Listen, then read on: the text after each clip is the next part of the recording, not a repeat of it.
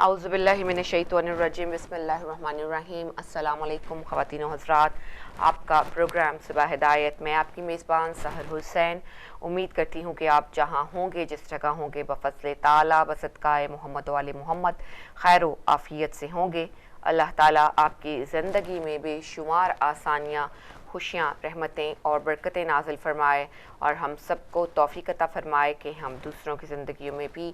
آسانیوں کا باعث بن سکیں، رحمتوں کا باعث بن سکیں اور برکتوں کا باعث بن سکیں. ناظرین، آج جمادی الاول کی 28 تاریخ ہے اور آج نومبر 2025 کی 19 تاریخ اور بدھ کا دن. امید کرتی ہوں کہ آپ کے دن کا آغاز بہترین انداز میں ہوا ہوگا اور پروردگار عالم سے یہی دعا ہے کہ وہ آپ کے آج کے دن کی تمام حاجات کو قبول و مقبول فرمائے اور آپ کی تمام پریشانیوں کو بصدقہ محمد و آل محمد دور کر دے. آمین یا رب العالمین. ناظرین، جو ہے ہم آپ کو کچھ سب سے پہلے جو ہے وہ موسم کا حال آپ کی خدمت میں پیش کر دیتے ہیں. سب سے پہلے ہم آپ کو مانچسٹر کی طرف لے چلتے ہیں. مانچسٹر میں آج جو ہے وہ دن بھر بارش ہوتے رہنے کے امکانات ہیں اور ماڈریٹ سنو اور آئس وارننگ بھی ہیں اور جو ہے یہ تقریباً 12 بجے سے یعنی کہ صبح کے 12 بجے سے شروع ہو کر تمام دن جاری رہیں گی. اور اس وقت ٹیمپریچر جو ہے وہ مانچسٹر میں 5 ڈگری سیلسیس ہے. ہائیسٹ آج 7 رہے گا. Lowest temperature 1 degree Celsius record کیا جائے گا. لندن کی بات کر لیتے ہیں اور لندن میں اس وقت پارٹلی کلاؤڈی ہے، بادل چھائے ہوئے ہیں لیکن بادلوں کی اوٹ سے سورج بھی دکھائی دیتا ہے. اس وقت ٹیمپریچر لندن میں 7 ڈگری سیلسیس ہے. ہائیسٹ آج 8 تک جائے گا جبکہ lowest temperature 0 degree Celsius record کیا جائے گا. کلاؤڈی کنڈیشنز جو ہیں وہ تقریباً 3 بجے کے قریب ایکسپیکٹ کی جا رہی ہیں جبکہ ونڈ گسٹ اپ ٹو 16 مائلز پر آور چلتے رہیں گے. اور اب ہم بات کرتے ہیں ایڈنبرا کی، یعنی کہ اسکاٹ لینڈ کے شہر ایڈنبرا کی، جہاں پر اس وقت ڈرزل یعنی کہ بوندا باندی ہو رہی ہے. یہاں پر بھی ماڈریٹ وارننگ ہے، سیویئر وارننگ ہے، ماڈریٹ سنو اور آئس وارننگ ہے اور these conditions are expected by یعنی کہ 4 o'clock آن ٹیوزڈے 18 نومبر، یعنی کہ ابھی تک یہ چلیں گی. اور اس کے علاوہ ٹیمپریچر ایڈنبرا میں 3 ڈگری سیلسیس ہے. ہائیسٹ 4 تک جائے گا. Lowest temperature 1 degree Celsius record کیا جائے گا اور دن بھر جو ہے وہ بوندا باندی ہوتے رہنے کے بھی امکانات ہیں. پاکستان کے شہر اسلام آباد کی آپ کو ہم صورتحال بتاتے ہیں. پاکستان کے شہر اسلام آباد میں اس وقت جو ہے سورج اپنی پوری آب و تاب کے ساتھ چمک رہا ہے. ٹیمپریچر اسلام آباد میں اس وقت 20 ڈگری سیلسیس ہے. ہائیسٹ آج 23 تک جائے گا جبکہ lowest temperature 11 degree Celsius record کیا جائے گا. کلیئر کنڈیشن تمام دن جاری رہیں گی جبکہ ونڈ گسٹ اپ ٹو 5 مائلز پر آور چلتے رہیں گے. یہ تھی ناظرین صورتحال موسم کی ہم نے آپ کی خدمت میں پیش کی. اب ہم آپ کو کچھ کرنسی کے حالات بھی بتا دیتے ہیں کہ پاکستانی روپے کی قدر و قیمت میں اوپن مارکیٹس میں کیا اضافہ اور کیا کمی واقع ہوئی ہے. US ڈالر میں پاکستان کی روپے کی قیمت خرید آج 281.55 ہے اور قیمت فروخت 281.8 ہے. یورو کی قیمت خرید آج 332.3 ہے جبکہ قیمت فروخت 335.8 ہے. برٹش پاؤنڈ کی قیمت خرید آج 381.1 ہے اور قیمت فروخت 384.1 ہے. UAE درہم کی قیمت خرید 76.85 ہے جبکہ قیمت فروخت 77.85 ہے. سعودی ریال کی قیمت خرید آج 75.7 جبکہ قیمت فروخت 76.3 ہے. کینیڈین ڈالر کی قیمت خرید آج 205.75 ہے جبکہ قیمت فروخت 212.75 ہے. آسٹریلین ڈالر کی قیمت خرید آج 185.5 ہے جبکہ قیمت فروخت 190.5 ہے. ناظرین، ہم نے آپ کو جو ہے وہ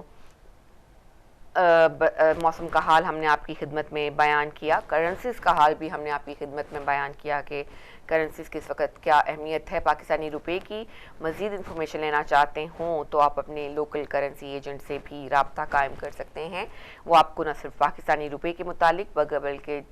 दीगर करेंसीज़ के मुतालिक भी इन्फॉर्म कर सकते हैं। तो नाज़रीन, मौसम के मुतालिक भी हमने आपको बताया, मौसम चूँकि सवेर कंडीशंस की तरफ जा रहा है तो कोशिश कीजिए कि अपना सबसे पहले ख़याल रखें, उसके बाद अपने इर्द गिर्द रहने वालों का भी ख़याल रखिए। आपके करीब अगर वल्नरेबल लोग पाए जाते हैं तो उनके ऊपर ज़रूर नज़र रखिए, अपने नेबर्स पर ख़ास तौर पर जहाँ पर वल्नरेबल हों, डिसेबल हों या जो है वो उनकी, जिसे आप कह सकते हैं कि वहाँ पे बूढ़े लोग पाए जाते हों तो आप ज़रूर कोशिश कीजिए कि उनकी जहाँ तक हो सके मदद कर सकें। तो नाज़रीन, अब हम बढ़ेंगे आज अब इसके बाद ज़ियारत की तरफ, और ज़ियारत की तरफ आपको जो है वो हम लेकर जा रहे हैं, और इंशाल्लाह ज़ियारत के बाद जब हम आपकी खिदमत में हाज़िर होंगे तो जनाब फ़ातिमा सलामुल्लाह अलैहा की जो मज़ीद उनकी शख्सियत बिस्मिल्लाहिर्रहमानिर्रहीम। या मुम्तहना امتحنك الله الذي خلقك قبل أن يخلقك فوجدك لما امتحنك صابرا وزعمنا أن لك أولياء ومصدقون وصابرون لكل ما آتانا به أبوك صلى الله عليه وآله وأتى به وصيه نسألك إن كنا صدقناك إلا ألحقتنا بتصديقنا لهما لنبشر أنفسنا بأننا قد طهرنا بولايتك. السلام عليك يا بنت رسول الله. السلام عليك يا بنت نبي الله. السلام عليك يا بنت حبيب الله. السلام عليك يا بنت خليل الله. السلام عليك يا بنت صفي الله. السلام عليك يا بنت أمين الله. السلام عليك يا بنت خير خلق الله. السلام عليك يا بنت أفضل أنبياء الله ورسله وملائكته. السلام عليك يا بنت خير البرية. السلام عليك يا سيدة نساء العالمين من الأولين والآخرين. السلام عليك يا زوجة ولي الله وخير الخلق بعد رسول الله. السلام عليك يا أم الحسن والحسين سيدي شباب أهل الجنة. السلام عليك أيتها الصديقة الشهيدة. السلام عليك أيتها الرضية المرضية.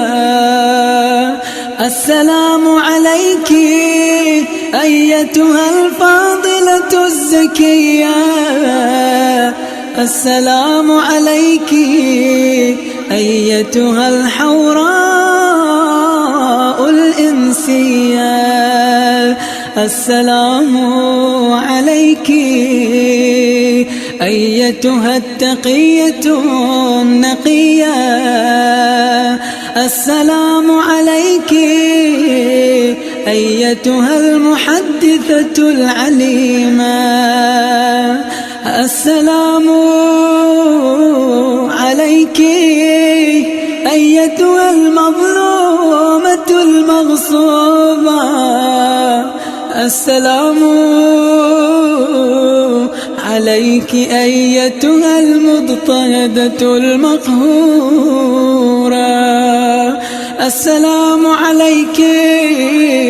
يا فاطمة بنت رسول الله ورحمة الله وبركاته صلى الله عليك وعلى روحك وبدنك أشهد أنك مضيت على بينة من ربك وأن من سرك فقد سر رسول الله صلى الله عليه وآله ومن جفاك فقد جفا رسول الله صلى الله عليه وآله ومن آذاك فقد آذى رسول الله صلى الله عليه وآله ومن وصلك فقد وصل رسول الله صلى الله عليه وآله ومن قطعك فقد قطع رسول الله صلى الله عليه وآله لأنك بضعة من وروحه الذي بين جنبي أشهد الله ورسله وملائكته أني راض عمن رضيت عنه ساخط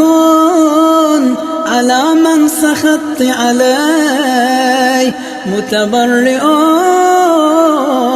ممن تبرأت منه موال لمن واليتي معاد لمن عاديتي مبغض لمن أبغضتي محب لمن أحببتي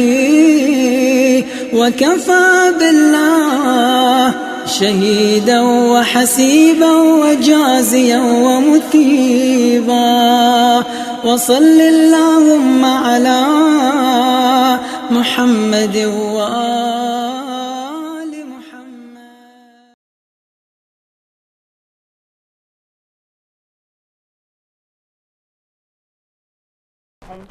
नाज़रीन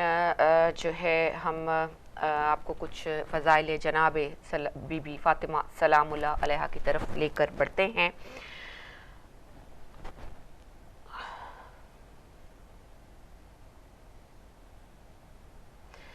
आप तारीख़ की वो वाहिद ख़ातून हैं जो ख़ातिमुल अंबिया की बेटी,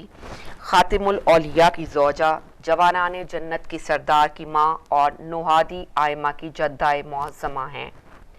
आपके अलावा ये एज़ाज़ अज़ल से अब तक किसी और ख़ातून को ना हासिल हुआ और ना ही हासिल हो सकेगा। एक दूसरी हैसियत से भी सैयद आलम की खसूसियत मुलाहिज़ा कीजिए कि दुनिया की हर औरत में 3 नक्स पाए जाते हैं। इसको हम थोड़ा स्किप करेंगे और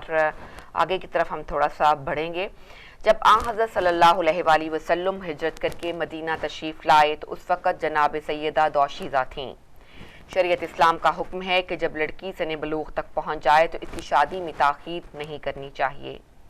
آن حضرت صلی اللہ علیہ وآلہ وسلم نے جب اپنے نور چشم کی شادی کرنا چاہی تو متعدد اصحاب رسول صلی اللہ علیہ وآلہ وسلم معصومہ کونین کے لیے آئے تاکہ حضور کی دامادی کا شرف حاصل کر سکیں،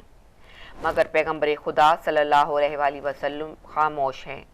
کیونکہ ان میں سے کوئی ایک ایسا نہ تھا جو فضائل و مناقب اور اخلاق و کردار میں جناب فاطمہ کا ہمسر ہوتا۔ پیغمبر خدا کا یہ سبق آموز یہ بتلاتا ہے کہ شادی سے پہلے لڑکے اور لڑکی کے حالات کا جائزہ لیا جائے اور اچھی طرح سمجھ لیا جائے۔ عبد الرحمن بن عوف جو مالدار ہونے کی وجہ سے زیادہ مہر شوہر کی عظمت تصور کرتے تھے نے حضرت رسول اکرم صلی اللہ علیہ وآلہ وسلم کی خدمت میں حاضر ہو کر جناب سیدہ کا رشتہ طلب کیا کہ اگر فاطمہ کی شادی میرے ساتھ کر دیں تو میں 100 اونٹ دوں گا جو مصر کی قیمتی کپڑوں سے لدے ہوں گے، علاوہ ازیں سونے کے 10,000 دینار دوں گا۔ یہ سن کر آن حضرت صلی اللہ علیہ وآلہ وسلم بہت ناراض ہوئے۔ آپ نے اپنے ہاتھ میں سنگریزے اٹھائے، وہ تسبیح کرنے لگے، ان کو دامن میں ڈالا تو وہ موتی اور مرجان بن گئے۔ یہ جواب تھا مہر کی زیادتی کا۔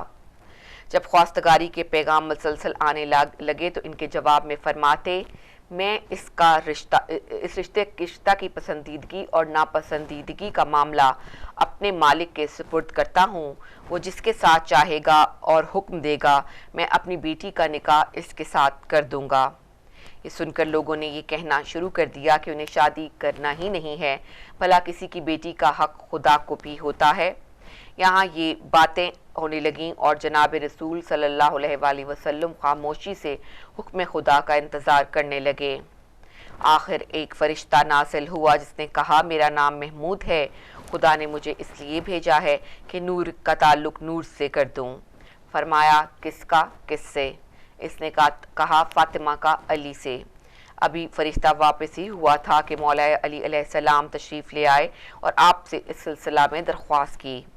آپ نے یہ کہہ کر رشتہ قبول کر لیا کہ تمہارے آنے سے پہلے فرشتے نے آ کر مجھے بتلا دیا کہ بحکم خدا فاطمہ کی شادی علی سے کر دو۔ غور فرمائیں، شادی رسول کا ایک بالکل پرسنل اور ذاتی مسئلہ تھا، مگر خدا نے بتا دیا کہ وہ میرا رسول ہے، اسے گھر داماد بنانے کا حق نہیں ہے، مجھے ہے۔ اس کے بعد آپ جناب زہرا کے پاس آئے اور بیٹی سے فرمایا کہ علی ابن ابی طالب وہ ہیں کہ تم ان کی قرابت جانتی ہو اور اسلام میں ان کے فضل و شرف سے واقف ہو۔ میں نے اللہ کے حضور یہ سوال کیا تھا کہ تمہارا نکاح خلق اور اللہ کے سب سے محبوب بندے سے ہو جائے۔ علی ابن ابی طالب نے تمہارے بارے میں کچھ ذکر کیا، تمہاری رائے کیا ہے؟ معصومہ عالم نے سن کر سکوت کیا، جو رضامندی کا مؤدبانہ اظہار تھا، تو رسول بیت الشرف سے تکبیر کہتے ہوئے باہر آئے اور یہ تاریخی جملہ ارشاد فرمایا جو آج تک کنواری لڑکیوں کے بارے میں فقہا کے لیے ایک سند ہے۔ اس کو تھا اقرار فرمایا کہ اس کا چپ رہنا اقرار کی دلیل ہے، اور پھر آپ نے فرمایا اگر علی نہ ہوتے تو میری بیٹی کا کوئی کفر نہ تھا، کیونکہ بیٹی تھی معصومہ اور زوجہ پر شوہر کی اطاعت واجب ہے، لہٰذا اگر معصوم نہ ہوتا تو بیٹی بیاہی نہ چاہتی۔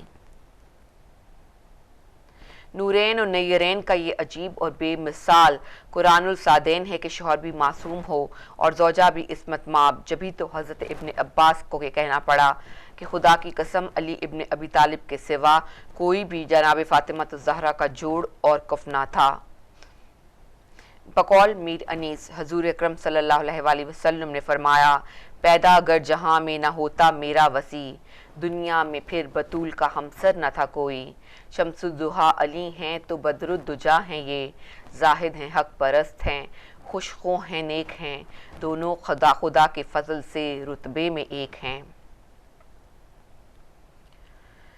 جب حضرت علی علیہ السلام نے رشتے کی خواستگاری کی تو حضور اکرم صلی اللہ علیہ وآلہ وسلم بہت خوش ہوئے اور فرمایا، شادی کے لیے کچھ عرصہ تمہارے پاس ہے۔ عرض کی، میرا حال آپ پر روشن ہے، नाज़रीन, इससे ये ना समझा जाए कि मौला अली अलैहिस्सलाम कोई नादिर शख्स थे, बल्कि हकीकत ये है कि आप जो कुछ कमाते गरीबों और नादारों पर खर्च कर देते थे। खुद फाके से रहते मगर गरीबों की परवरिश करते, जिसकी वजह से दिरहम और दिनार आपके पास ज़ख़ीरा न रहते। आपकी फयाजी और सखावत का ये आलम था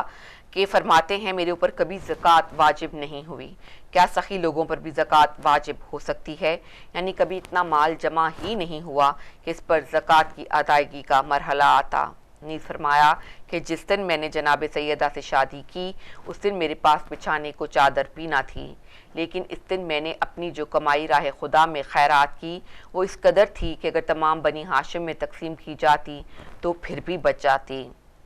आपने फरमाया कि तलवार राह खुदा में जहाद के लिए ज़रूरी है और ऊँट भी तुम्हारी ज़िंदगी के लवाज़िम में से है, ताकि इससे पानी खींच कर अपने और अपने घर की इक़्तिसाद और माली हालत संवार सको और मुसाफरत में इस पर सामान लाद सको। सिर्फ एक चीज़ है जिसे नज़रअंदाज कर सकते हो, और वो है तुम्हारी ज़र्रा, जिसकी तुमको ज़रूरत नहीं।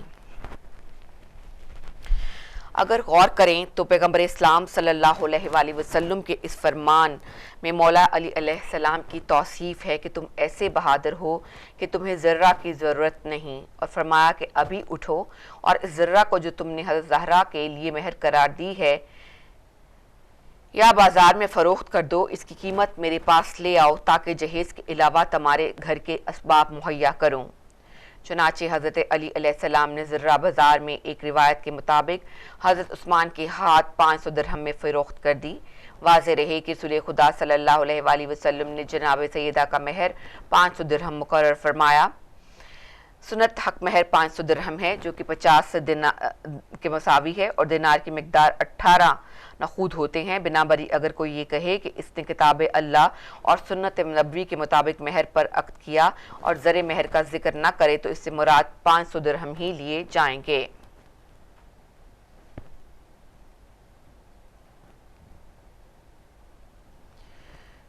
माह ज़िक़त 2 हिजरी को मस्जिद नबवी में महफिल अक़्द आरास्ता हुई, जिसमें सहाबाए कराम ने शिरकत फरमाई और आन हज़रत ने खुतबा निकाह फरमाया पढ़ा। खुतबा निकाह के बाद एक रिवायत के मुताबिक हजूर ने फरमाया, ए अली, तुम मेरे अच्छे भाई, अच्छे दामाद और अच्छे साथी हो। अल्लाह की रज़ा तुम्हारे लिए काफ़ी है।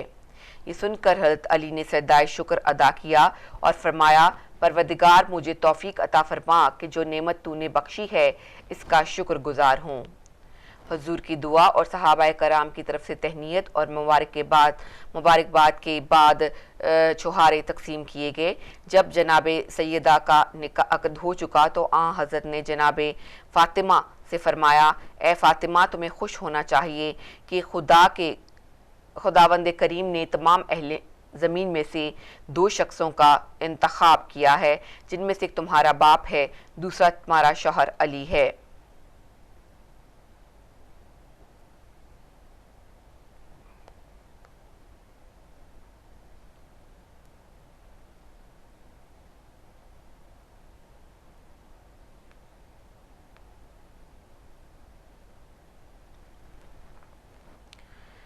महर की रकम लेकर रसूल अकरम सल्लल्लाहु अलैहि वसल्लम ने जहेज़ का इंतज़ाम फरमाया, जिससे ये बात वाज़ेह हो गई कि जहेज़ बिदअत नहीं बल्कि रसूल की सुन्नत है। रसूल खुदा सल्लल्लाहु अलैहि वसल्लम ने हज़रत अबू बकर, जनाब सलमान फ़ारसी और जनाब बिलाल को बुलाया और उन्हें कुछ दिरहम देकर फरमाया कि इस मिक़दार से फ़ातिमा ज़हरा के लवाज़मात और असबाब ज़िंदगी ख़रीद लाओ, और कुछ दिरहम बीबी अस्मा को दिए और फरमाया कि इससे इत्र और खुशबू जनाब सैयदा सलामुल्लाह अलैहा के अक़्द के मौका पर ज़्यादा रकम अतरियात और खुशबुओं की ख़रीद पर इसलिए सर्फ हुई, इसलिए अहादीस में वारिद हुआ है कि खुशबू पर जो कुछ सर्फ किया जाए वो इसराफ़ में दाखिल नहीं।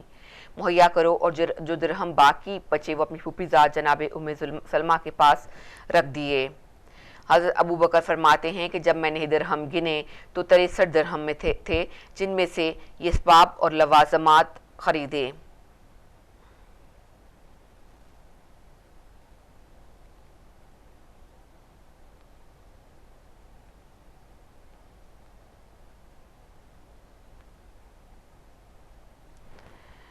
ایک سیاہ خبری چادر، کپڑوں کا ایک جوڑا، ایک تخت، ایک بستر، چار عدد طائف کے چرمی تکیے جو خوشبودار گھاس سے بھرے ہوئے تھے، ایک ریشمی پردہ، آٹا پیسنے کی چکی، ایک تانبے کی لگن، ایک مشک اور ایک مشکیزہ، دودھ دھونے کا ایک برتن، ایک لوٹا،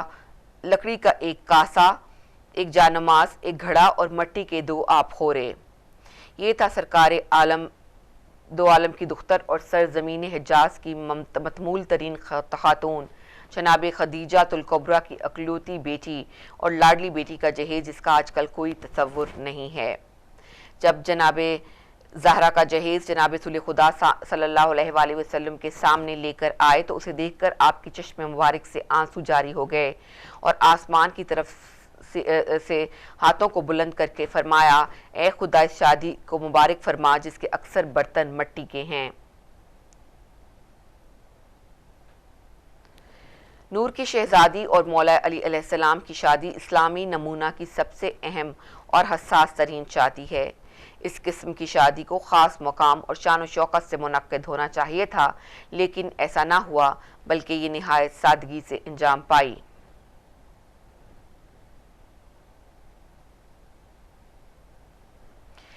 اسلام کی مثالی خاتون کا جہیز، جس کا تعلق وراثت سے نہیں ہے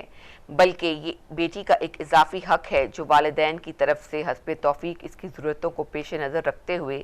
بطور ہدیہ اور تحفہ دیا جاتا ہے تاکہ عملی زندگی کی ابتدا میں وہ اس کے کام آ سکے۔ بعض صاحبان حیثیت بھاری جہیز دے کر خود کو میراث دینے سے بری ذمہ سمجھ لیتے ہیں، حالانکہ وہ میراث کے خداداد حق کا نعم البدن نہیں بن سکتا۔ خود جناب زہرا سلام اللہ علیہا کے مہر سے خریدا گیا یوں نہیں کیا گیا کہ حق مہر کو محفوظ کر لیا گیا ہو اور لڑکی کے باپ نے ہزاروں مشکلات سے اپنی لڑکی کے لیے جہیز اپنی جیب سے مہیا کیا ہو۔ پیغمبر خدا جیسا بھی ہوتا زمانے کے معمول کے مطابق خاصا جہیز اپنی اکلوتی اور پیاری بیٹی کو مہیا کرتے اور یہ کہتے کہ میں پیغمبر خدا ہوں، مجھے اپنی شان کا خیال رکھنا چاہیے۔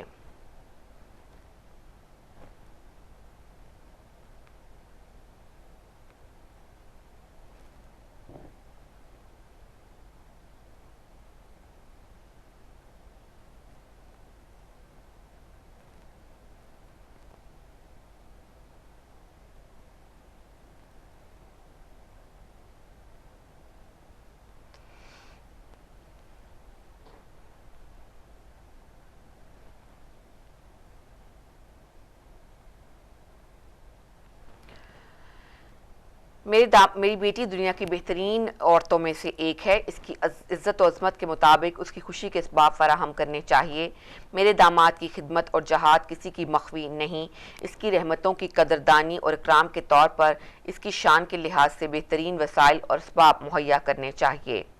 لیکن پیغمبر اسلام صلی اللہ علیہ وآلہ وسلم کو معلوم تھا کہ زیادہ جہیز دینے سے کئی قسم کی بیماریاں پیدا ہوں گی۔ اگر مسلمان اس میں گرفتار ہو گئے تو انہیں اجتماعی غربت، اقتصادی دیوالیہ پن اور کثرت طلاق، جوانوں میں شادی کا رجحان کم ہو جانے اور روز بروز غیر شادی شدہ نوجوانوں اور لڑکیوں میں اضافہ جرائم کا پھیلاؤ اور اخلاقی و اعصابی بیماریوں جیسے مصائب میں گرفتار ہونا پڑے گا۔ اس لیے یہ مثالی شادی جس کے منتظمین اسلام کی پہلی اور دوسری شخصیت تھی، کمال سادگی سے عمل میں لائی گئی تاکہ بیٹی کی رخصتی قیامت تک آنے والی امت کے لیے اسوہ حسنہ بن کر پیش نظر رہے کہ امت کا امیر تو اپنی بیٹی کو بیش قیمت جہیز کے ساتھ رخصت کر کے دل ٹھنڈا کر سکتا ہے، غریب باپ کم سے کم سادہ جہیز کے ساتھ بیٹی کو رخصت کرتے وقت اس کے سر پر ہاتھ رکھ کے یہ کہہ دیتا ہے کہ بیٹی صبر کر۔ نبی صلی اللہ علیہ وآلہ وسلم نے فاطمہ کو اس سادگی سے رخصت کیا اور فاطمہ کے نمونہ عمل سے بڑھ کر کوئی نمونہ نہیں۔ بنابراین علامہ اقبال نے ہر دختر اسلام کو تلقین کرتے ہوئے فرمایا کہ اے مسلمان خاتون، تیری فطرت میں بلند جذبے ہیں، تو حضرت فاطمہ سلام اللہ علیہا کے اسوہ کی پیروی سے ہوش مند آنکھیں بند نہ کر بلکہ اسوہ فاطمہ پر عمل کر کے کامیاب و کامران ہو۔ حضرت علی علیہ السلام نے مندرجہ ذیل اسباب اجلاء عروسی کے لیے مہیا کر رکھے تھے۔ 2 دیواروں کے درمیان ایک چوب بطور کھونٹی لٹکائی گئی تھی تاکہ اس پر کپڑے اور مشک ٹانگی جا سکے، گوسفند کی ایک کھال، 1 عدد تکیہ، 1 افف مشک، 1 عدد آٹے کی چھاننی۔ رسول اکرم صلی اللہ علیہ وآلہ وسلم نے حضرت علی سے فرمایا کہ عروسی میں ولیمہ دیا جائے، اور مجھے یہ بات پسند ہے کہ میری امت شادیوں میں ولیمہ دیا کرے۔ حضرت علی علیہ السلام نے صحابہ کو دعوت عام دے دی۔ جب انہیں جناب سیدہ کی رخصتی کا علم ہوا تو وہ اپنے ہمراہ تحفے لے کر آئے۔ ولیمہ 3 دن تک جاری رہا، جس میں مہمانوں کی پذیرائی اور ضیافت روٹی، گوشت، گھی، خرما اور رائتہ سے کی گئی۔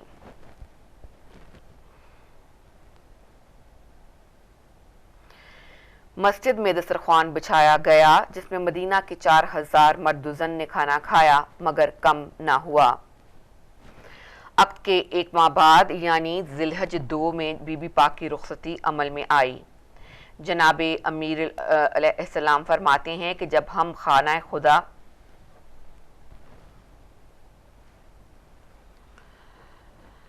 سے رخصت ہو کر اپنے گھر آنے لگے تو رسول اکرم صلی اللہ علیہ وآلہ وسلم نے زنان ہاشمی اور مہاجر خواتین کا حکم دیا کہ وہ فاطمہ کے ہمراہ جائیں۔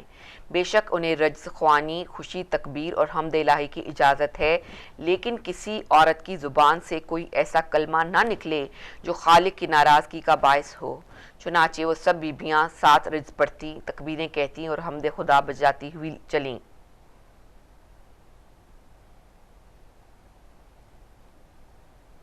اس پرمسرت موقع پر دیگر خواتین کے علاوہ امہات المومنین نے بھی اشعار کہے۔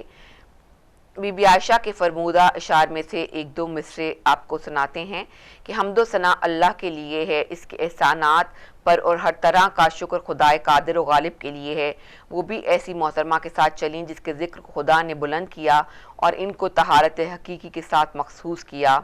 اگرچہ عروس و نوشہ کے گھروں میں کوئی خاص فاصلہ نہ تھا، لیکن پھر بھی بروایت جابر رضوان اللہ علیہ حضرت صلی اللہ علیہ وآلہ وسلم نے جناب زہرا سلام اللہ علیہ کو خود ناقہ پر سوار فرمایا اور اس کی نکیل جناب سلمان رضوان اللہ علیہ نے اپنے ہاتھ میں لے لی۔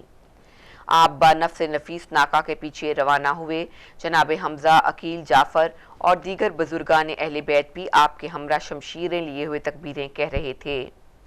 ان کی تکبیروں کے ساتھ اور بہت سی تکبیروں کی آوازیں آ رہی تھیں۔ جب حضرت صلی اللہ علیہ وآلہ وسلم سے پوچھا گیا تو آپ نے فرمایا کہ جبرائیل امین بھی 70,000 فرشتوں کے ساتھ اس جلوس میں شریک ہیں اور وہ سب تمہارے ساتھ مل کر تکبیروں کے نعرے بلند کر رہے ہیں۔ اس بنا پر علماء فقہائے فریقین نے رخصت عروس کے وقت نعرہ تکبیر کو بلند کرنے کو مسنون اور بعضوں نے مستحب قرار دیا ہے۔ اس طرح جناب علی علیہ السلام کے گھر پہنچے تو جناب فاطمہ کا ہاتھ حضرت علی کے ہاتھ میں دے کر فرمایا، بارک اللہ لاکا فی بنت رسول اللہ، بنت رسول کا تمہارے گھر آنا مبارک ہو۔ جب آپ نے چاہا کہ حجرہ عروسی سے باہر آئیں تو جناب فاطمہ نے آپ کا دامن پکڑا اور رونا شروع کر دیا۔ آپ نے فرمایا، میری پیاری بیٹی، میں نے سب سے زیادہ صابر اور دانا شخص سے تیری شادی کی ہے۔ اس کے بعد اٹھ کھڑے ہوئے اور دروازے کی چوکھٹ کو پکڑ کر فرمایا کہ خدا تمہیں اور تمہاری نسل کو پاک اور پاکیزہ رکھے۔ میں تمہارے دوستوں کا دوست اور تمہارے دشمنوں کا دشمن ہوں۔ اب رخصت ہوتا ہوں اور تمہیں خداوند عالم کے سپرد کرتا ہوں۔ بی بی عائشہ فرماتی ہیں کہ فاطمہ کی شادی سے بہتر ہم نے کوئی شادی نہیں دیکھی۔ یہی وجہ ہے کہ اس بیعت سے زمانہ ماضی سے تابع حال لیتے ہیں خوش عقیدہ مسلمان نیک فال۔ شادی کے بعد جب پہلی بار بچی کے گھر باپ جاتا ہے تو کوئی نہ کوئی تحفہ ساتھ ضرور لے کر جاتا ہے۔ جناب رسالت ماب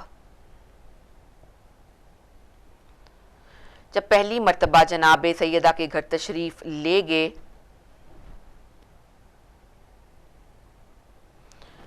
تو آپ بطور ہدیہ یہ کلام فرمایا کہ اے علی، میں نے تیرے اور فاطمہ کے مابین کام کو تقسیم کرتا ہوں اور وہ اس طرح کے گھر کے اندر والے کام فاطمہ الزہرا سے متعلق ہیں اور باہر والے آپ سے۔ جب بی بی پاک صلی اللہ علیہ وآلہ وسلم نے اپنے پدر بزرگاہ سے یہ جملے سنے تو اس کے جواب میں آپ نے فرمایا کہ میرا خدا جانتا ہے کہ میں اس فیصلے سے کس قدر خوش ہوں۔ اور مسرور ہوں کہ میں گھر میں رہوں یعنی باہر نہ جاؤں، شوہر کی مطیع رہوں، گھرداری اور بچوں کی پرورش کروں۔ اس پر جس قدر خوشی مجھے ہوئی ہے کوئی بیان نہیں کر سکتا۔ بعد میں جناب سیدہ سلام اللہ علیہا نے اپنی گھرداری اور مثالی خانداری سے یہ بتلایا کہ رہنے کو جس طرح کا مقدر نے گھر دیا، دل بھی میرے کریم نے ویسا ہی کر دیا۔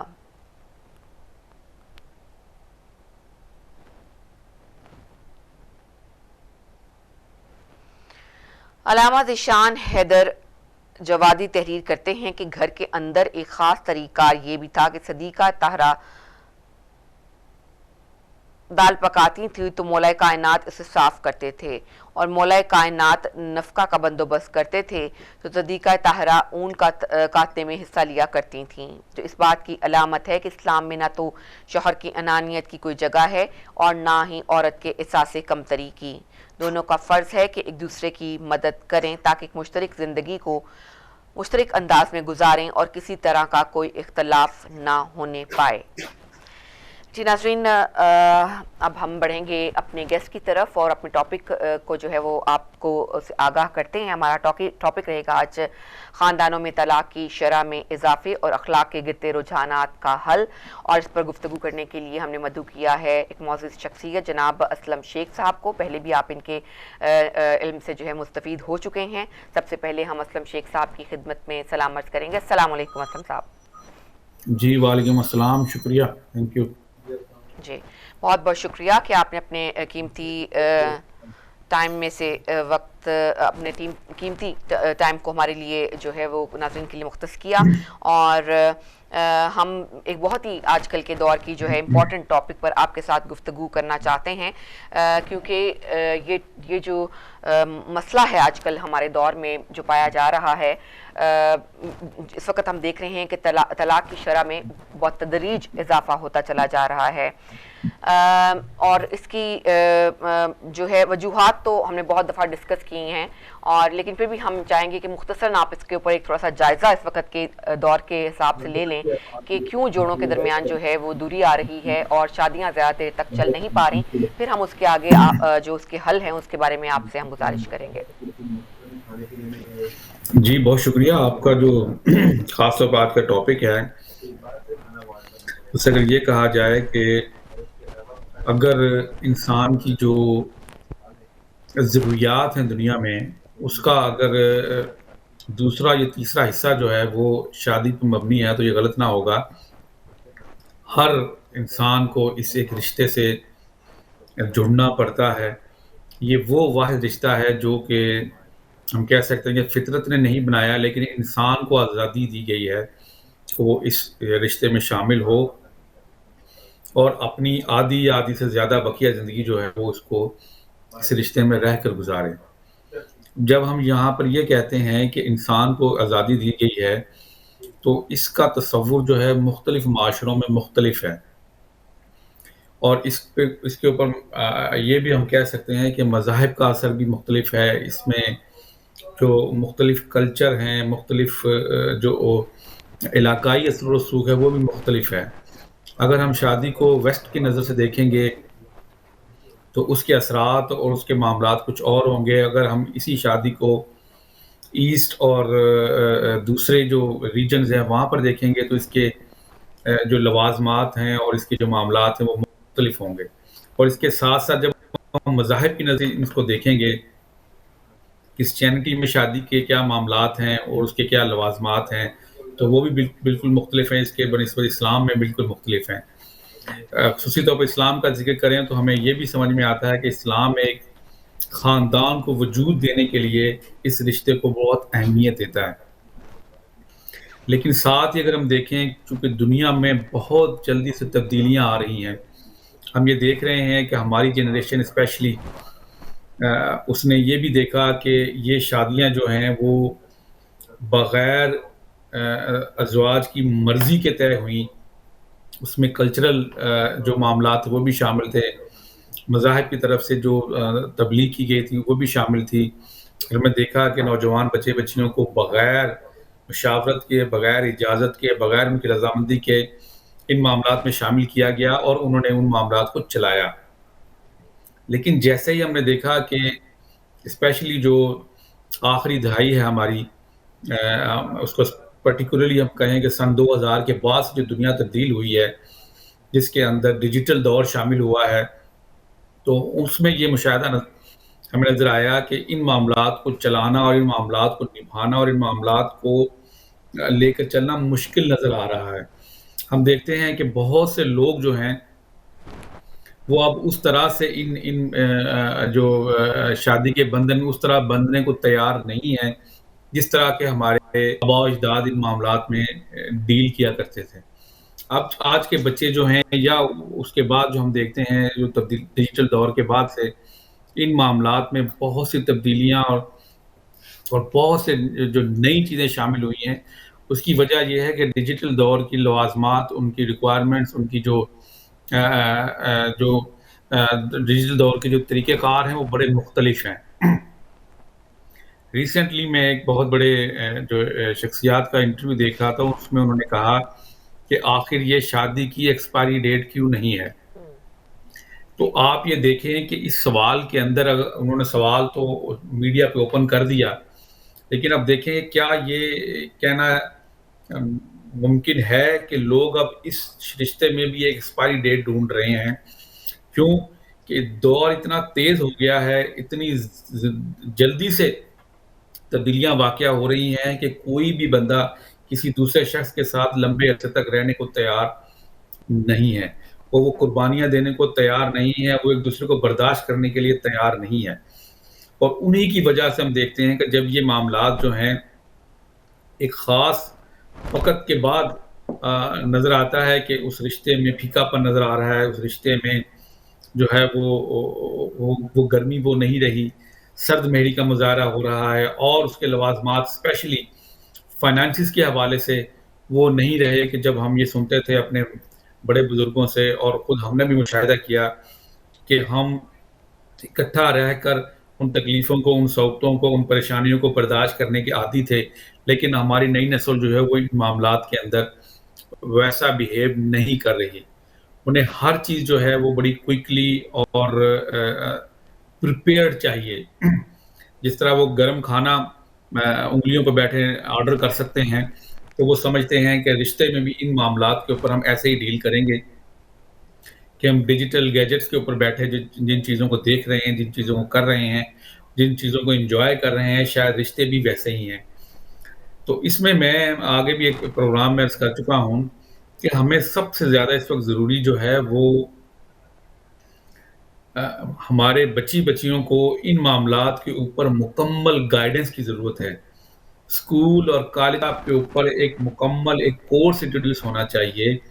جس کے اندر اسپیشلی ہمارے جو ایشین افریقن بیک گراؤنڈ سے لوگ ہیں، ان کو ان بارے میں بچوں کو اور بچیوں کو اس بارے میں مکمل طور پر آگاہی دی جائے کہ اب آپ کی عمر کا یہ فیز جو ہے وہ بہت امپورٹنٹ جو ہے راستے کی طرف جانے والا ہے۔ آپ نے اس کے اندر اپنا جیون ساتھی جو ہے اس کو اڈاپٹ کرنا ہے، ریگارڈلس کہ وہ لڑکا ہے یا لڑکی ہے، دونوں کے اوپر ذمہ داری جو ہے آئندہ دور میں برابر کی آ رہی ہے۔ اب یہ وہ دور نہیں ہے جس کے اندر ہم یہ کہیں کہ عورت نے صرف گھر میں بیٹھنا ہے یا گھر کے معاملات کو دیکھنا ہے یا بچوں کو دیکھنا ہے۔ اب جو دور چل رہا ہے اس کے اندر چاہتے نہ چاہتے ہوئے بھی عورت کو بہت سے معاملات کے اندر انوالو ہونا پڑتا ہے، اس کو گھر کے ساتھ ساتھ باہر کی ذمہ داریاں بھی ادا کرنی پڑتی ہے۔ ڈیجیٹل دور کی ذمہ داریاں بلا شبہ ہمارے پرانے دور سے بہت مختلف ہیں۔ اگر وہ گھر بیٹھی بھی ہے، اس کے ہاتھ میں موبائل ہے، تو آپ یہ دیکھیں کہ وہ پوری دنیا کو دیکھ بھی رہی ہے اور پوری دنیا اسے بھی دیکھ رہی ہے۔ تو یہ نہیں کہا جا سکتا کہ کوئی بھی لڑکی یا عورت گھر بیٹھی ہے جی وہ باہر کے معاملات سے متاثر نہیں ہوگی، یہ ناممکن ہے۔ تو اس قسم کا ایک مکمل جو سائیکولوجیکل اور انفارمیشن جو ہے وہ بچوں کو دینی چاہیے، ماں باپ بھی دیں، اور اس کے علاوہ اسکول اور کالج کی سطح تک ایک تعلیمی کورس بھی ان کے لیے ہونا چاہیے کہ آپ نے جو رشتہ ایک خود سے بنانا ہے اس کے لیے آپ کو کیا کیا تیاری کرنی چاہیے۔ صحیح، بہت بہت شکریہ۔ اچھا اب یہ بتائیے گا کہ جیسا آپ نے کہا کہ بلکہ جو ہمارے پیرنٹس تھے ان کے زمانے میں تو بالکل ارینج میرجز ہوتی تھیں، بس بتا دیا جاتا تھا کہ فلاں شخص کی بیٹی سے یا فلاں شخص کے بیٹے سے تمہاری شادی ہونے والی ہے، لیکن وہ شادیاں بہت سسٹین کیں. وہ ہم دیکھا کہ ہمارے پیرنٹس، ان کے پیرنٹس جو تھے وہ 50 ایئرس تک ان کی شادیاں جو ہیں وہ قائم رہیں، بس وہ ایک تبھی جدا ہوئے ایک دوسرے سے جب اللہ تعالیٰ کو پیارے ہوئے. تو پھر ایسی کیا وجہ ہے کہ اب تو بہت رجحان ہے کہ اپنے پسند کی شادی کی جاتی ہے، اب تو بہت زیادہ، بلکہ اب بچے آ کے پیرنٹس کو بتا دیتے ہیں کہ ہم نے فلاں لڑکی سے یا فلاں لڑکے سے شادی کرنی ہے، تو پھر اتنا ہی زیادہ ریشو کیوں ہے طلاق کا بھی؟ جی بالکل، اس کی طرف میں نے پہلے توجہ دلوائی ہے کہ معاملات یہ ہیں کہ ہم نے دنیا کو سمجھنے میں تھوڑی سی دیر کر دی ہے، یا یہ سمجھیں کہ مکمل طور پر سمجھ نہیں پائے کہ دنیا اس وقت کہاں جا رہی ہے. اب آپ یہ ایکسکیوز نہیں لے سکتے کہ آپ کا بیٹا یا بیٹی مشرقی کسی علاقے میں رہتا ہے، ایشیا میں رہتا ہے، یا دور دراز علاقوں میں رہتا ہے، وہ گاؤں میں رہتا ہے، تو اسے دنیا کے معاملات کا نہیں معلوم. ایسا بالکل ایکسکیوز لینا جو ہے وہ میرے خیال سے بے وقوفی ہے. اس کی وجہ یہ ہے کہ ہاتھ میں جب سے یہ گیجٹ آ گئے ہیں، آپ یقین کریں کہ ہر بچے کو، ہر بچی کو یہ معاملات جو ہیں ان میں بہت زیادہ آگاہی ہو چکی ہے. جو باتیں، جو معاملات والدین یا استاد کرنے میں ہچکچاتے ہیں یا بتانے کے لیے تیار نہیں ہیں، اس کے ساتھ ساتھ ریلیشن شپ کے اندر انہوں نے وہ چیزیں بغیر کسی ایکسپیرینس کے ان کو دیکھا ہے، ان کو پرکھا ہے، ان کے اوپر چل رہے ہیں، جو کہ ابھی ان کو میرج لائف کے اندر آنی ہے. اس لیے یہ کہا جا سکتا ہے کہ وہ ہم سے 10 قدم آگے ہیں. وہ ان معاملات کے اندر، چونکہ جن معاملات کے اوپر ہم لوگوں نے اپنی زندگی سٹارٹ ہونے کے وقت صرف ایک تجربہ کرنے کے لیے انتظار کرتے تھے کہ ہم انتظار کریں کہ ہمارا لائف پارٹنر وہ ان معاملات کے اندر کوئی پہل کرے تو ہم اس کا ساتھ دیں، وہ ان معاملات کے اندر کچھ تکلیف میں ہوگا تو اس کو ساتھ دیں، یا ہمیں انتظار کرنا پڑتا تھا کہ ہمارے والدین ہماری رہنمائی فرمائیں. اب ہمارے جو بچے ہیں ان کے لیے ان کی رہنمائی جو ہے وہ ہم دیکھ لیں کہ گوگل کے اوپر موجود ہے، اے آئی ان کے پاس آ گیا ہے. وہ کسی بھی چیز کے اندر، ایون دوائی کھانے کے لیے وہ والدین کی رہنمائی لینے کو تیار نہیں ہے. انہیں جب کسی بھی قسم کی جسمانی بیماری کا سامنا ہوتا ہے تو وہ ہم سے پوچھنے سے پہلے اس گوگل سے اور اس اے آئی سے دریافت کرتے ہیں کہ اس کا کیا معاملہ ہے، اس کو کیسے ٹیکل کرنا ہے. اور جب والدین اس کے اوپر اپنے دیسی نسخے آزمانے کی کوشش کرتے ہیں، تو میں نے بھی ایکسپیرینس کیا ہے، ہمارے ناظرین بھی کرتے ہوں گے، بچوں کا جواب بڑا مختلف ہوتا ہے کہ یہ چیزیں ہمیں آپ نہ بتائیں، یہ چیزیں اس میں کارگر ثابت نہیں ہوں گی. اسی طرح جب زندگی کے معاملات آتے ہیں تو والدین جب یہ سمجھانے کی کوشش کرتے ہیں کہ آپ صبر سے کام لیں اور یہ کریں اور آپ ابھی اتنا کوئی نیکسٹ قدم نہ اٹھائیں، تو بچے جو ہیں وہ دنیا کے معاملات دیکھتے ہیں ان ٹی وی ڈراموں کے اوپر، ان جو نشریات ہے اس کے اوپر، موبائل کے اوپر، اور جو خاص طور پر سوشل میڈیا کے اپلیکیشنز ہیں وہاں پر.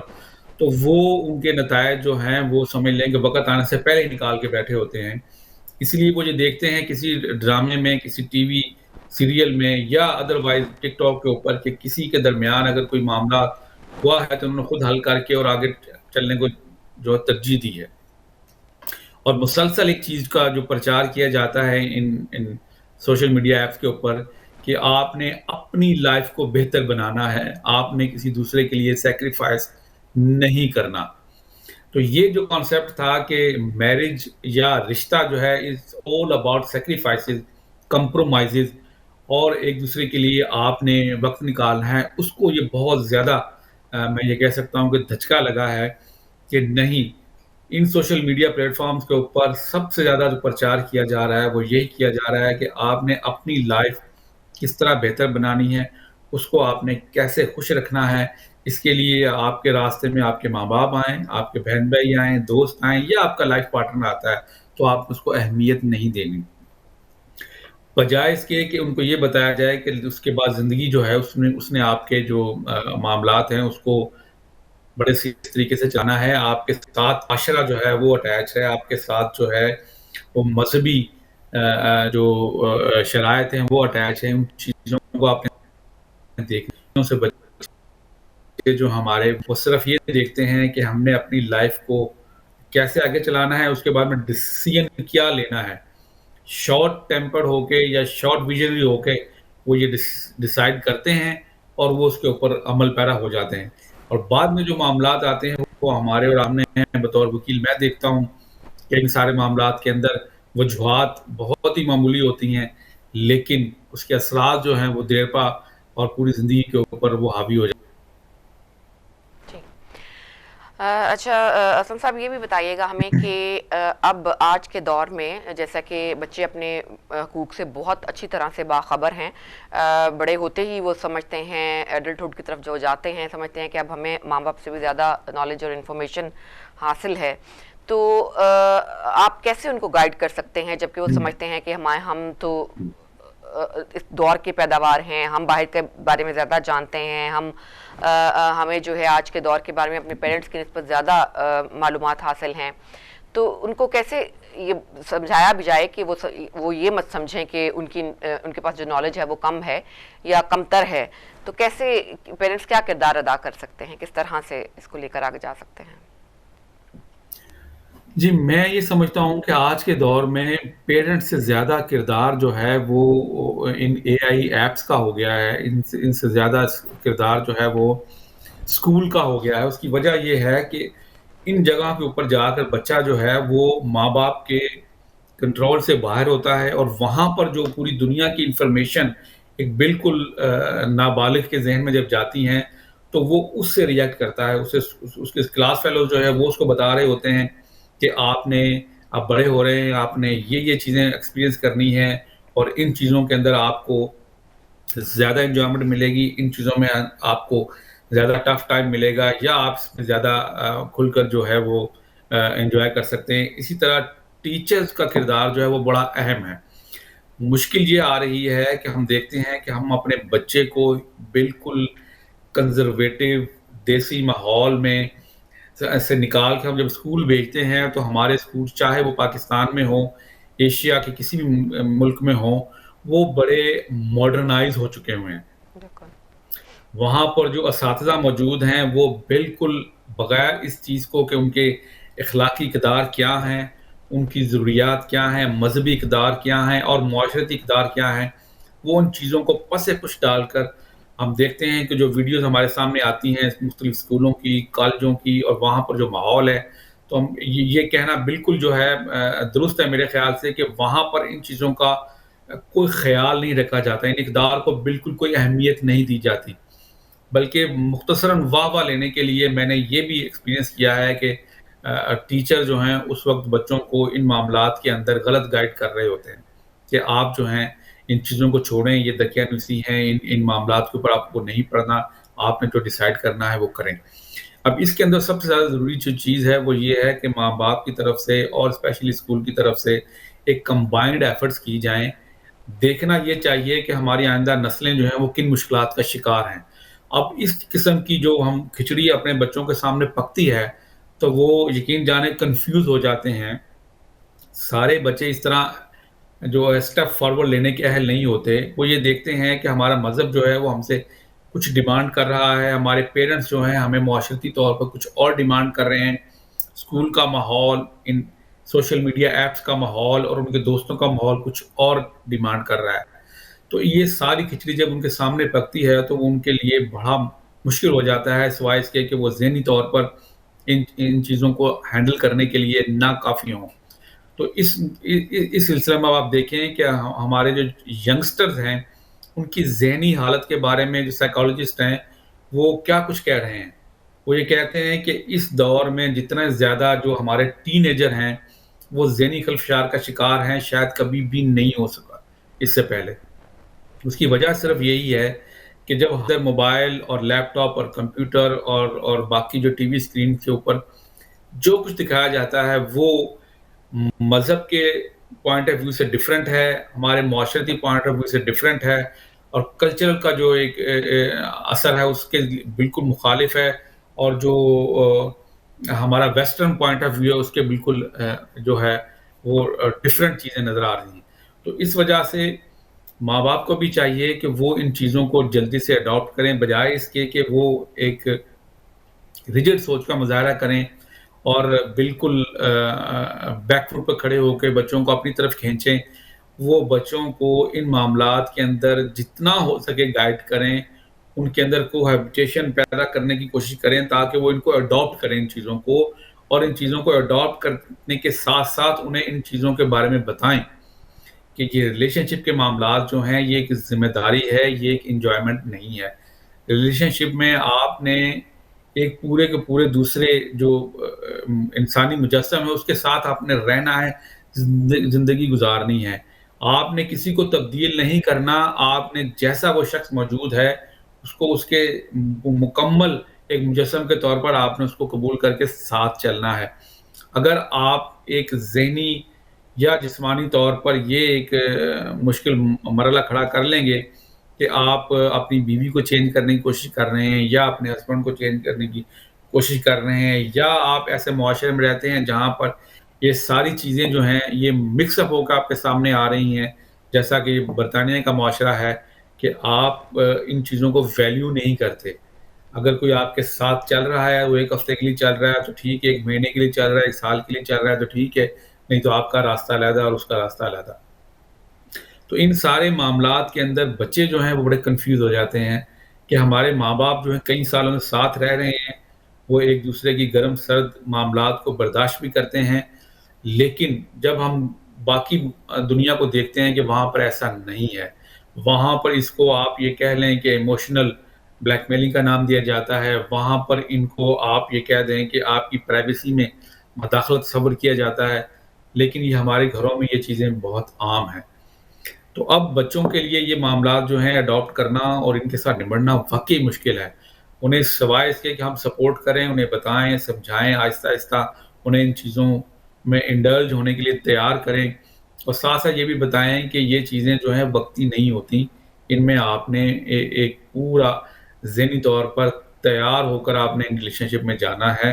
تاکہ اس کے کوئی بھی کانسیکوینسز ہوتے ہیں پھر آپ کو ایموشنلی اس میں سیٹ بیک نہ ہو، آپ کو فزیکلی اس میں سیٹ بیک نہ ہو، تاکہ آپ ایک اچھی اور خوشحال زندگی گزار سکیں. صحیح. اچھا اسلم صاحب، ایک جو یہ اب نیا رواج چل پڑا ہے بچوں کے لیے کہ جیسے جو سوشل پلیٹ فارمز ہیں، انسٹاگرام، فیس بک یا اسنیپ چیٹ، یہاں سے اپنے لائف پارٹنرز ڈھونڈنے شروع کیے ہیں، کتنے ریلائبل ہیں یہ پلیٹ فارمز؟ دیکھیے، جو تجربے میں چیزیں آ رہی ہیں وہ تو ان کے بارے میں کوئی اچھے نمبر سامنے نہیں آ رہے. آپ یہ دیکھ لیں کہ صرف یہ ایک عارضی تعلق بنتے ہیں، عارضی طور پر یہ کام کرتے ہیں، کیونکہ آپ کسی بھی شخص کو ان سوشل میڈیا پلیٹ فارم پہ دیکھیں گے تو بدقسمتی سے اس کی شخصیت کے دو رخ نظر آتے ہیں. ایک وہی شخص جو سوشل میڈیا پر بیٹھ کر آپ یہ کہہ لیں کہ وہ ہدایت نامے جاری کر رہا ہوگا، لیکن آپ جب اس کی ریئل لائف میں شامل ہوں گے، اس کے قریب جائیں گے، تو آپ کو لگے گا کہ یہ ان چیزوں سے بہت دور ہے. اسی طرح جب ہمارے بچے سوشل میڈیا پر کسی سے انٹریکٹ ہوتے ہیں تو وہ اسی کی چمک دمک دیکھ کر شاید اس کے ان معاملات کو، اس کو بیہیویئر کو دیکھ کر یہ سمجھ لیتے ہیں کہ شاید یہ شخص بڑا آئیڈیل ہے اور اس کے ساتھ جو ہے معاملات جو آگے چلیں گے. لیکن بدقسمتی یہ ہے کہ یہ معاملات اتنا سکسیسفل نہیں ہوتے، سوائے اس کے کہ آپ چند گھنٹے یا چند دن یا چند مہینے تو کسی کے ساتھ گزار سکتے ہیں، لیکن جب آپ دیکھتے ہیں کہ سوشلی اور ایتھیکلی ان معاملات کے اندر وہ سچائی یا وہ دیرپا چیزیں نہیں ہوتی جو آپ کو ریئل لائف میں چاہیے ہوتی ہیں. ریئل لائف کی زندگی جو ہے وہ ایک بالکل مختلف ہے. سوشل میڈیا پلیٹ فارم پر دکھائی جانے والی چیزیں جو ہے بالکل مختلف ہیں. بچوں کو صرف یہی دکھانا اور سمجھانا چاہیے کہ آپ نے ان چیزوں کے اندر انوالو تو ہو گئے ہیں چونکہ اس وقت جو موجودہ وقت کی ضرورت ہے، لیکن اس کے ساتھ ساتھ آپ نے جو حقیقی زندگی ہے اس کے اندر جو کردار چل پھر رہے ہیں آپ کے آگے پیچھے، ان کو اہمیت دینی ہے، ان کے ساتھ آپ نے وقت گزارنا ہے. وہ ماں باپ ہیں، بہن بھائی ہیں، آپ کے دوست ہیں، یا آپ کا موجودہ یا مستقبل کا لائف پارٹنر ہے. تو جب تک آپ اس کے ساتھ فزیکل طور پر انوالو نہیں ہوں گے، ان کے ساتھ بیٹھے اٹھیں گے نہیں، کھائیں پیئیں گے نہیں، ان کے ساتھ آپ جو مل کر آپ یہ ڈیسائیڈ نہیں کر پائیں گے، تو اگر آپ یہ چاہیں گے کہ صرف ایک شخص جو آپ کو دور سے بیٹھا نظر آ رہا ہے اور آپ اس کے ساتھ کوئی ایسی قسمیں یا ایسے کے وعدے کر لیں جس کے لیے آپ کو بعد میں اپنی زندگی میں پچھتانا پڑے، تو یہ بہت مشکل کام ہے۔ ان کی ساری چیزیں جو ہیں والدین پہ پھر ذمہ داری آ جائے گی کہ وہی ان کو بتا سکتے ہیں، اور وہ تبھی بتا سکتے ہیں جب وہ ان چیزوں کو خود سمجھیں گے، ان چیزوں میں خود انوالو ہوں گے اور دیکھیں گے کہ یہاں پر کیا ہو رہا ہے، اور وہاں کی جو بیک لیشز ہیں، جو وہاں پر جو اچھائیاں برائیاں ہیں، وہ دونوں بچوں کے سامنے رکھیں اور انہیں بتائیں کہ یہاں پر جو ہے یہ ایک چمک دمک، یہ عارضی چمک دمک ہے، اس کے اندر آپ انجوائمنٹ تو کر سکتے ہیں، اپنا اچھا وقت گزار سکتے ہیں، لیکن لائف گزارنے کے لیے جو ریکوائرمنٹس ہیں وہ بالکل مختلف ہیں۔ اچھا، یہ بتائیے گا کہ جیسا کہ ہم یہ بھی سنتے تھے کہ جو ہمارا دور یا ہم سے پہلے کا دور تھا، اس میں ہم نے دیکھا کہ پیرنٹس کی بہت زیادہ انوالومنٹ بھی طلاقوں کی باعث بنتی تھی۔ آج کل کے بچے بہت انڈیپینڈنٹ ہیں، لڑکا اور لڑکی دونوں کماتے ہیں، اپنے علیحدہ گھر میں رہنا پسند کرتے ہیں۔ کیا آج بھی جو ہے وہ پیرنٹس کا اور فیملیز کا ہاتھ ہوتا ہے ریلیشن شپ کے بریک ہونے میں؟ جی اسپیشلی بالکل آپ نے صحیح کہا، یہ ہماری جو افریقن ساؤتھ ایشین جو بیک گراؤنڈ ہے، ان کے اندر یہ معاملات جو ہیں کافی سنجیدگی سے سامنے آتے ہیں جب یہ معاملات عدالتوں میں جاتے ہیں یا وکلا کے پاس آتے ہیں، یا وہ ایٹ دیئر اون ان معاملات کے اندر جب پھنستے ہیں، تو اس میں صورتحال بالکل پھر وہی ہے کہ اگر آئندہ دور کے اندر ہم نے اپنے بچوں کو، خواہ وہ بیٹا ہے یا بیٹی ہے، ان کو ان معاملات کے اندر انوالو ہونے سے پہلے ان چیزوں کا نہ بتایا اور انہیں یہ نہ سمجھایا کہ یہ اب آپ کی ذمہ داری ہے، یہ ایک انسٹیٹیوشن آپ نے فارم کرنا ہے، یہ آپ کا چند منٹوں چند لمحوں کا جو مذاق یا آپ سمجھ لیں گے انجوائمنٹ کا ٹائم نہیں ہے، یہ ایک پراپر ایک انسٹیٹیوشن آپ نے اڈاپٹ کرنا ہے، اس کے اندر آپ نے ایک بالکل مختلف عادتوں والے شخص کے ساتھ رہنا ہے، آپ نے اپنی فیملی کو فارم کرنا ہے، اور اس کی پھر ذمہ داریاں ہیں۔ اسپیشلی آپ دیکھیں کہ بیک گراؤنڈ اگر ایشین افریقن ہے اور اس کو آپ برٹن کے اندر بچوں کو رکھیں گے، تو آپ دیکھیں گے یہاں پر بچوں کو ویری نیکسٹ ڈے جو معاملات میں فیس کرنا پڑتا ہے، وہ ان کی مارگیجز ہیں، وہ ان کے جابس کے مسائل ہیں، وہ ان کے ڈے ٹو ڈے ایکسپینسز ہیں، وہ ان کے آپ دیکھ لیں کہ جو گھروں کے اندر اور گھروں کے باہر ملنے ملانے کے مسائل ہیں۔ تو یہ ساری چیزوں سے بچایا ہوا ہے ہمارے ایشین کلچر میں۔ وہاں پر بچے ایون شادی ہونے کے بعد بھی ماں باپ کے ساتھ یا ماں باپ کے قریب رہنا پسند کرتے ہیں یا ان کو رکھا جاتا ہے۔ تو ان چیزوں سے بچوں کو کچھ فراغت ملتی ہے، لیکن جب آپ ٹوٹلی ان چیزوں کے ساتھ ڈسکنیکشن کر کے اور آپ بالکل آپ انڈیپینڈنٹ لائف میں آتے ہیں، تو پھر آپ کو ان چیزوں کو دیکھنا ہے کہ آپ کے پارٹنر کی ماہانہ آمدنی کتنی ہے، وہ گھر کے کرایہ یا مارگیج جو ہے اس کو پے کرنے میں آپ کی کنٹریبیوشن کیا بنے گی، آپ کے ڈیلی ایکسپینسز جو ہے وہ کس نے اٹھانے ہیں، اور یہ آپ کسی ایک جو ہے وہ جوائنٹ فیملی میں نہیں جا رہے، آپ نے شادی کے ویری نیکسٹ ڈے ہی آپ نے انڈیپینڈنٹ ایک پورا یونٹ فارم کرنا ہے، ایک گھر چلانا ہے، گھر بنانا ہے آپ نے۔ تو یہ ساری چیزیں جب ان کے سامنے آتی ہیں، تو پھر دیکھا یہی گیا ہے کہ پھر وہ بالکل بیہیو کرنے کی کوشش کرتے ہیں جیسے ویسٹرنائز ہیں، اور وہ پھر اپنے ایک ایک پاؤنڈ کا اور ایک ایک روپے کا حساب جب سامنے کرتے ہیں، تو پھر انہیں پتہ چلتا ہے کہ شاید مجھے بیوقوف بنایا گیا ہے، یا میں بیوقوف اور بننے کو تیار نہیں ہوں۔ اگر اس رشتے میں کوئی شامل ہوا ہے تو اس کو اپنے خرچے بھی خود اٹھانے ہیں، اور ہم ایکول شیئرنگ کے اوپر چلیں گے۔ تو یہ کنفیوژن جو ہے ایشین سے آپ سمجھ لیں کہ جب ویسٹرن میں شامل ہوتی ہے، تو پھر بچے پھر اس جگہ پر کنفیوز ہوتے ہیں، یا ان کے ماں باپ جو ہیں وہ کوئی صحیح فیصلہ نہیں کر پاتے کہ وہ کس طرح ان معاملات میں چلائیں، ان کو گائیڈ کریں۔ تو سب سے پہلے جو زیادہ ضروری چیز ہے وہ یہی ہے کہ وہ پرانے دور کا یہ معاملات کہ آپ شادی کر لیں اور اس کے بعد آپ فائنانس کی طرف آئیں گے، تو یہ غلط اپروچ ہو جاتی ہے اسپیشلی ہمارے ان ملکوں میں۔ اس کی وجہ یہ کہ یہاں پر آپ کسی اور کا خرچہ یا کسی اور کو فائنینشلی برڈن آپ لینے کے لیے نہ اس قابل ہوتے ہیں، نہ لے سکتے ہیں، بجائے اس کے کہ اگر آپ یہی معاملات جو ہیں کسی اور ملک میں چلائیں تو شاید آپ ان چیزوں کو چلا سکتے ہیں، جوائنٹ فیملی سسٹم میں آ جاتے ہیں۔ لیکن یہاں پر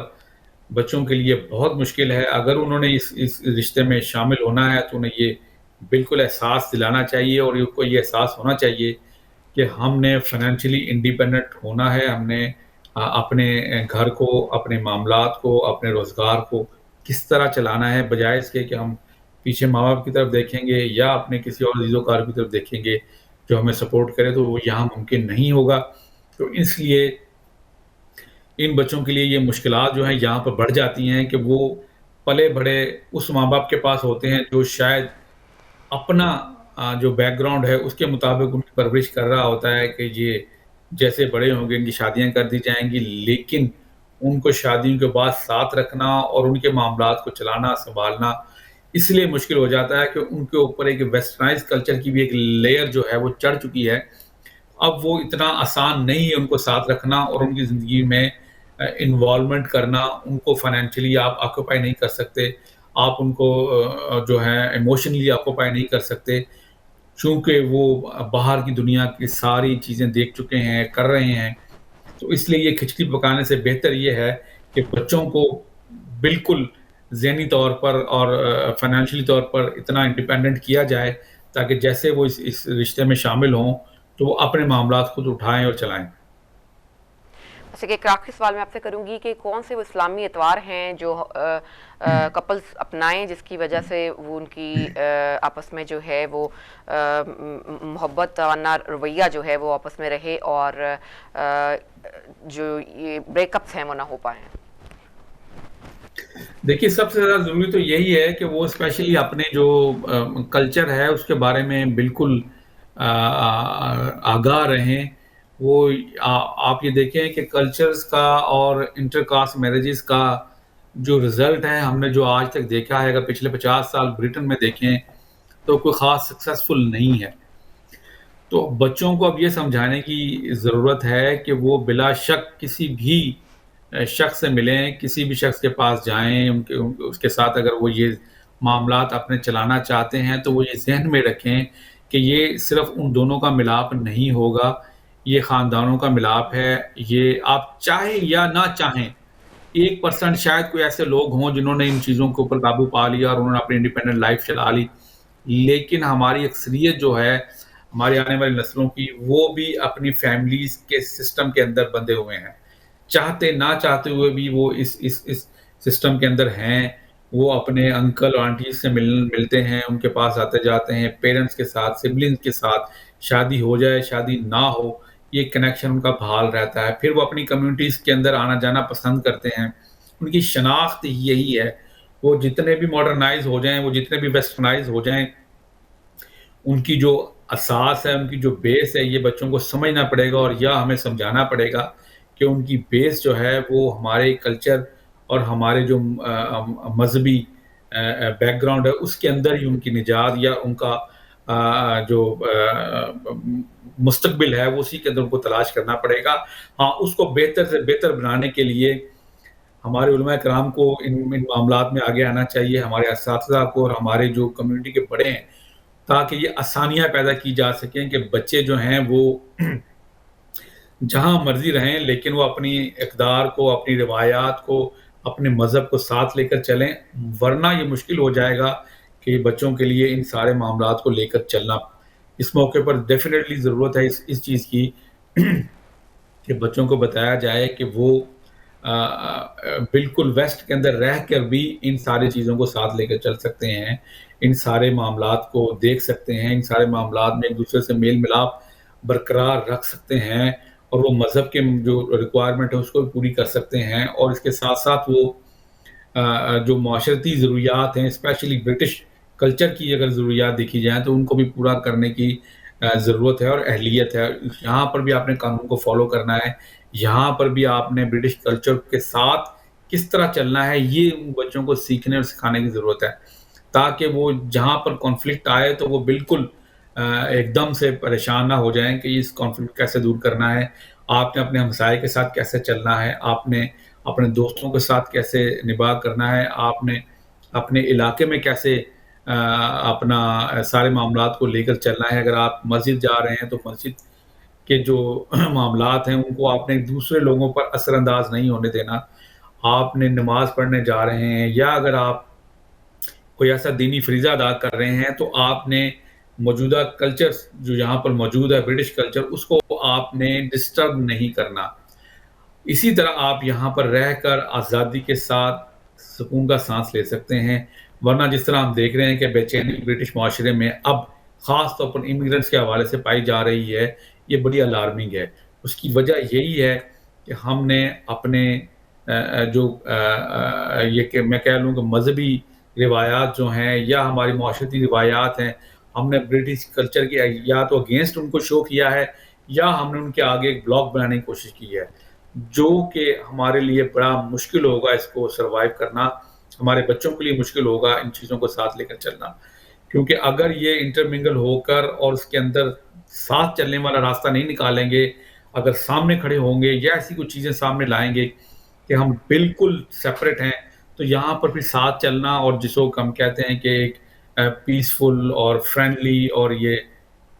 کام سوسائٹی ہے، اس کا جو ویژن ہے وہ ڈسٹرب ہوگا. اور پھر اس سے یہ اثرات آپ دیکھیں کہ وہ ایک شخص پہ بھی پڑتے ہیں، وہ فیملی کے اوپر بھی پڑتے ہیں اور بچوں کے اوپر ڈیفینیٹلی اس کے اثرات ہوں گے. تو اس لیے ان ساری چیزوں کو ہمارے جو علماء ہیں ان کو دیکھنا چاہیے، اساتذہ کو دیکھنا چاہیے،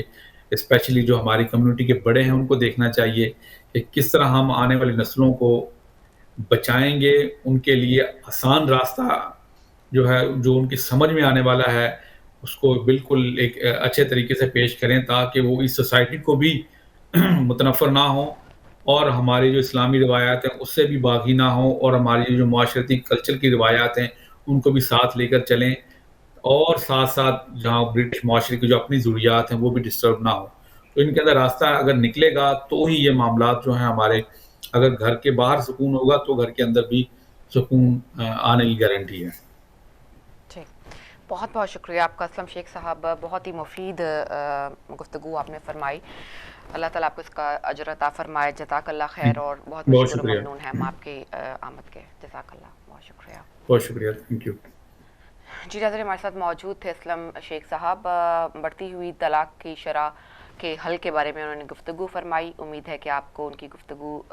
جو ہے وہ فائدہ مند لگی ہوگی. ہمیں یہاں پر آپ سے اجازت لینا ہوگی کیونکہ اذان کا وقت ہو چکا ہے. انشاءاللہ زندگی اور صحت رہی تو آپ سے اگلے پروگرام میں ملاقات ہوگی. آپ اپنا بہت سا خیال رکھیے گا اور مجھے اجازت دیجیے. السلام علیکم ورحمۃ اللہ وبرکاتہ.